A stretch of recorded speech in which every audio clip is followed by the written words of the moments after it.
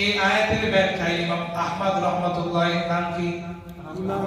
আহমদ ইবনে হাম্বল রাহমাতুল্লাহি। বড় চারজন ইমাম আছে। এক নাম্বার হলো ইমাম আবু হানিফা, দ্বিতীয় জন মালিক রাহমাতুল্লাহি, তৃতীয় জন ইমাম শাফি রাহমাতুল্লাহি আলাইহি, চতুর্থ জন হলো ইমাম আহমদ ইবনে হাম্বল রাহমাতুল্লাহি। এই ইমাম আহমদ রাহমাতুল্লাহি আলাইহি তিনি এই আয়াতের ব্যাখ্যা করতে যে একটা ঘটনাটা নেন যে সাহাবীদের জামানায় ইয়ামান থেকে সফর করে আসছেন। ইয়ামানে আল্লাহর রাসূলের সাহাবীরা গিয়েছিলেন, যাওয়ার পর ওইখানে দাওয়াতের কার্যক্রম চলছে। দাওয়াত দিয়েছেন, দাওয়াত কবুল হয়েছে আলহামদুলিল্লাহ। এখন চিন্তা করছে যে যেহেতু আল্লাহর রাসূল এখন জীবদ্দশায় বেঁচে আছেন, আমরা আল্লাহর রাসূলের সাথে হাতে হাত দিয়ে বায়াত গ্রহণ করব। সুবহানাল্লাহ। এই উদ্দেশ্যে আবু মুসা আশআরী রাদিয়াল্লাহু তাআলা আর আবু মালিক আশআরী রাদিয়াল্লাহু তাআলা এই দুইজন জিম্মাদারের অধীনে প্রায় 60 থেকে 70 জন সাহাবীদের একটা কাফিলা ইয়ামান থেকে মদিনার দিকে আসছেন। তখন সময় সুন্দর গাড়ি ছিল না, বিমান ছিল না, কোনো কিছুই ছিল না। ছিল নাকি? এত প্রযুক্তির সব জিনিস ছিল না। ওই সময় আবু মুসা আশআরী রাদিয়াল্লাহু তাআলা তারা উটের উপর সওয়ার হয়ে বিভিন্ন খাদ্য, বিভিন্ন পানি টানি নিয়ে আসছে। প্রতিমধ্যে যা যা ছিল খাইতে খাইতে সব ফুরাই গেছে। মদিনায় অবস্থান করার আগে সবকিছু ফুরাই গেছে, দুর্বল হয়ে পড়ছে। যে খাবার তো নাই।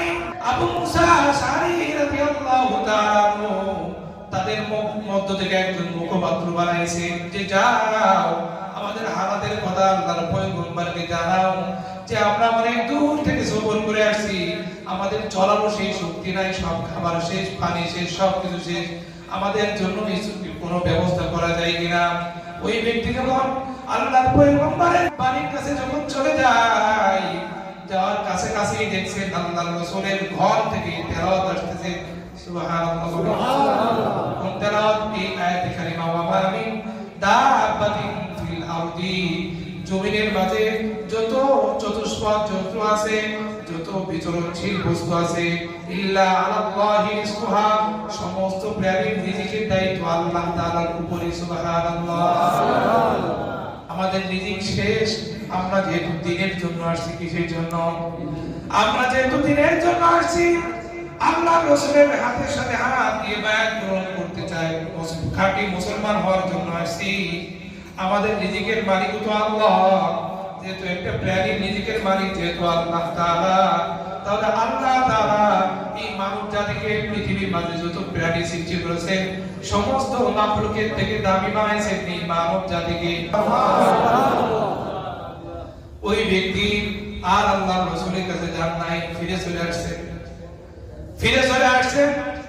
আসার পর কওমের লোকদেরকে বলছেন তোমরা সুসংবাদ গ্রহণ করে নাও, অচিরেই আল্লাহ তাআলা তোমাদের খাবারের ব্যবস্থা করবে।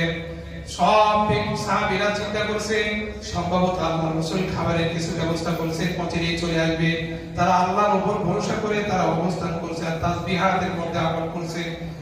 যখন সন্ধ্যাবেলা ঘনিয়ে আসে, তখন দেখা যায় দুইজন ফেরেশতা, একজন ফেরেশতার হাতে হলো বিশাল একটা খামসা, ওই খামসার মধ্যে রুটি দ্বারা পরিপূর্ণ। সুবহানাল্লাহ।